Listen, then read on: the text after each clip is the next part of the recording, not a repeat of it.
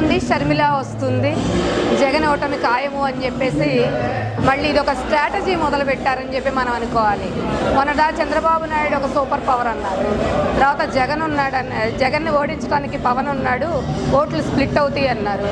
తర్వాత ఇప్పుడు ఆంధ్రప్రదేశ్కి మళ్ళీ షర్మిల వస్తుంది అని చెప్పి కొత్త నినాదం తీసుకొస్తా ఉన్నారు. ఒక్కటి మీరు అర్థం చేసుకోవాలండి, ఇంతమంది కూటమిగా వచ్చినా కానీ జగన్మోహన్ రెడ్డి గారు ఏమీ పీకలేరండి. మీకు అర్థం కావట్లేదు.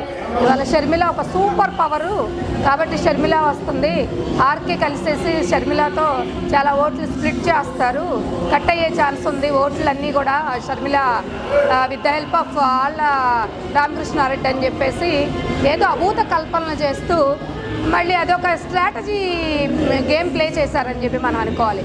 ఒకటి మనందరం కూడా ఉన్నవాళ్ళందరం కూడా గుర్తుపెట్టుకోవాల్సిన అవసరం ఒక్కటైతే ఉందండి. ఆవిడ షర్మిల ఎప్పుడైనా ఏ రాజకీయ పార్టీ పెట్టింది, ఆవిడ కంటెస్ట్ చేసిందా, ఒక మాట మీద నిలబడిందా? కొంతసేపు కాంగ్రెస్ అంటది, కొంతసేపు కేటీఆర్ అంటది, లేకపోతే తెలంగాణ కాంగ్రెస్ పార్టీ అంటది. అసలు ఆవిడకే ఒక క్లారిటీ లేదు. అలాంటప్పుడు ఆంధ్రాకు వచ్చి ఏం చేస్తుందండి ఆవిడ? కాబట్టి ఏంటంటే రోజుకు ఒక స్ట్రాటజీ గేమ్తో వస్తున్నటువంటి ప్రతిపక్షాల వాళ్ళకి అసలు అర్థం కావట్లేదు. ఒక్క విషయం అయితే అర్థం కావట్లేదు, సింహం సింగిల్గా వస్తుందండి.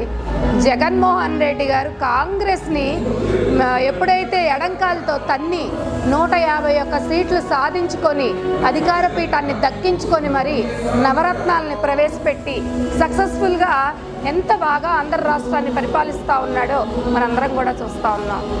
మీరు ఏమనుకుంటున్నారు అంటే 175 అవుట్ ఆఫ్ 175 అంటున్నామంటే ఏదో సరదాగా అంటున్నారు అనుకుంటున్నట్టున్నారు. షర్మిల కాదు కదా, భగవంతుడు దిగొచ్చినా కూడా రాబోయే రోజుల్లో జగన్మోహన్ రెడ్డి గారి గెలుపునైతే ఎవరూ ఆపలేరండి. ఇదైతే ప్రతి ఒక్కళ్ళు రాసి పెట్టుకోవాల్సిన అవసరం ఎంతైనా ఉంది.